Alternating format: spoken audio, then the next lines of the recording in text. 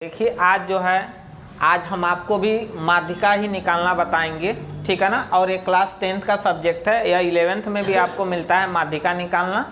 तो कल मतलब पिछले वीडियो में हम आपको बताए थे, क्लास में ये बताए थे कि जब आंकड़े अवर्गीकृत हों तो उनका जो है कि माध्यिका किस तरह से निकाली जाती है।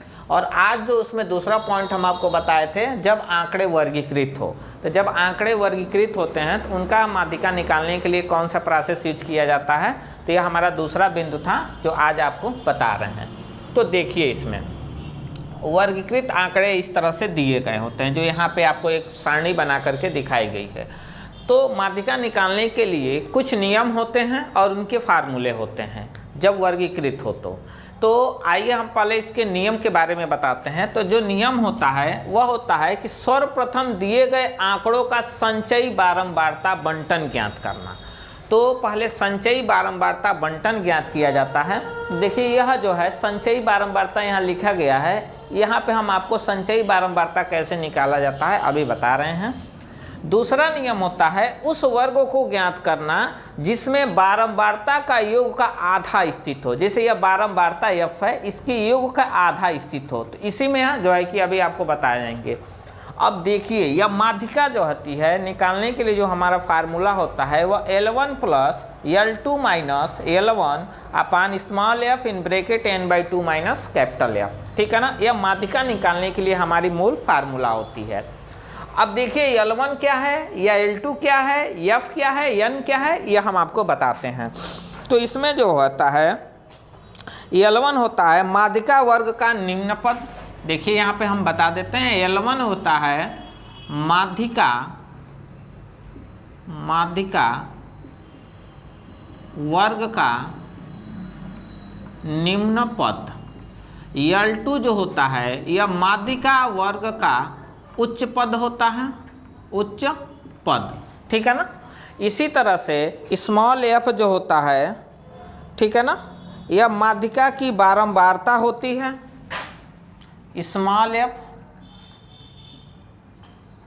माध्यिका की बारंबारता, इसको पद या सीमा भी कहा जाता है। सीमा या सीमा, उच्च सीमा, निम्न सीमा, ठीक है ना। उसके बाद यहाँ पे देखिए, यह जो n है इसमें कभी n भी कैपिटल दर्शाता है और कभी स्मॉल दर्शाता है। तो यह जो होता है समस्त बारंबारता होता है। n देखिए कैपिटल N भी होता है और स्मॉल m, तो इसको हम लिखते हैं समस्त बारंबारता, ठीक है ना। यह कैपिटल N या स्मॉल n से दर्शाया जाता है। उसके बाद जो है F और C क्या होता है, इसमें F भी दर्शाया जाता है कैपिटल F को या स्मॉल f को, सॉरी कैपिटल F को, या C भी लिखा जाता है। तो इसमें यह होता है माध्यिका वर्ग के पूर्व की बारंबारता, ठीक है ना। यह होता है माध्यिका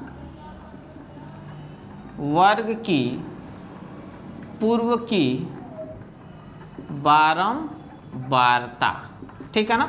तो यह जितने मान यहाँ लिखे गए हैं, यह सारे मान का जो मतलब होता है, जैसे L1 हो गया, L2 हो गया, N1 हो गया या N हो गया, यह सारे मान दिए गए होते हैं। तो यह होता है। अब इसको हम समझने के लिए एग्जाम्पल के थ्रू आइए, यहाँ पे हम एग्जाम्पल में ऑलरेडी जो है कि एक टेबल बनाए हैं और इस टेबल की या इस वर्ग की हमें माध्यिका ज्ञात करनी है। तो इसकी संचयी बारंबारता ज्ञात करनी है। तो देखिए, यह दिया गया है, यह क्वेश्चन में एक जो है एक्स्ट्रा हम सारणी बनाए हैं संचयी बारंबारता का, एक ब्लॉक बनाए हैं। और इसका संचयी बारंबारता निकालने के लिए देखिए क्या होगा, दिए गए संख्या जैसे 3 है तो यह 3 हो जाएगा। 3 में अब इस 3 में इस 7 को ऐड करते हैं तो यह 10 हो जाएगा। इस 10 में इस 10 को जोड़ेंगे तो यह 20 हो जाएगा। और यह 20 में इसको जोड़ेंगे तो यह 26 हो जाएगा। और इसको जोड़ेंगे तो यह 30 हो जाएगा। तो इस तरह से आने वाली संख्याओं को हम जोड़ करके और उनकी संचयी बारंबारता इजीली आसानी से निकाल लेते हैं, ठीक है ना। अब देखिए, इनको सॉल्व करना है। तो सॉल्व करने के लिए देखिए इसमें क्या होता है कि इस फार्मूले पर रख करके इनकी संचयी बारंबारता निकाली जाती है। अब देखिए यह n जो है समस्त बारंबारता, जैसे n निकालना होता है तो यहाँ पे हम लिखते हैं n/2, यानी कि इनका जो टोटल बारंबारताओं का योग है वही n होता है। तो देखिए यहाँ पे सबका योग यहाँ पे यदि जोड़ा गया तो 30 है, तो 30/2 यह कैंसिल होगा तो हो जाएगा 15।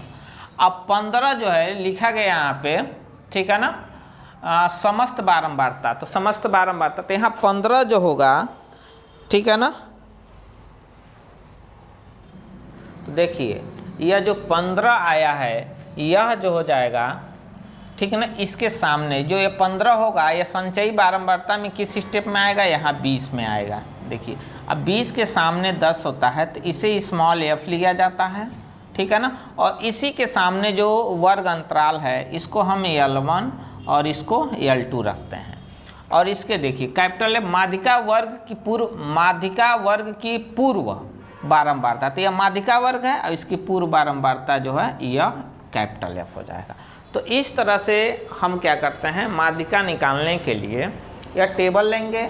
यह माध्यिका निकालने के लिए हमारा फार्मूला होता है और इस फार्मूले में देखिए n/2 निकालेंगे। n जो होता है वह समस्त बारंबारता होती है, तो समस्त बारंबारताओं का योग 30 है।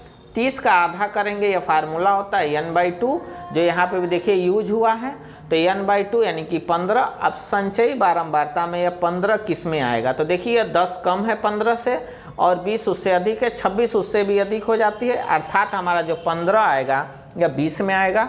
और इसके सामने हम ठीक आ जाएंगे तो यह 10 जो दिया गया है स्मॉल f जो लिखे हैं माध्यिका की बारंबारता, तो यह हमारी माध्यिका की बारंबारता, और इसी के सामने चले आ जाएंगे तो यह निम्न पद और यह उच्च पद हो जाता है। और यह बारंबारता के ऊपर वाला जो होता है ठीक पहले की जो माध्यिका वर्ग की पूर्व की बारंबारता यानी कि कैपिटल F हो जाता है। और इस तरह से इनके मान रख करके और गणना करके इनकी माध्यिका हम निकाल लेते हैं। तो आइए गणना करके हम माध्यिका इनकी निकालते हैं, कैसे निकलती है। अब देखिए हमारा माध्यिका, इसे हम कैपिटल M से दर्शाते हैं, तो हम लिख सकते हैं कैपिटल M = यह देखिए यह L1 plus L2 minus L1 upon small f in bracket n/2 minus in capital F, ठीक है ना। अब इसमें मान रखेंगे तो देखिए L1 का मान जो है यह 63 है, प्लस L2 कितना है 67 माइनस 63 बटे स्मॉल f बाई 10 और इन ब्रैकेट या n/2 का मान हमारा सॉल्व किए थे तो 15 और माइनस 10, ठीक है ना। अब इसका हम टोटल यदि कैलकुलेशन करते हैं तो यह हमारा जो पद आ जाएगा यह होगा 63, यह होगा 63 और यह घटेगा तो 4/10 और यह 5, तो 5 दूना 10, यानी यह हो जाएगा हमारा, यह 2 से कैंसिल होगा तो यह होगा 63 प्लस 2 यानी कि यह हो जाएगा 65।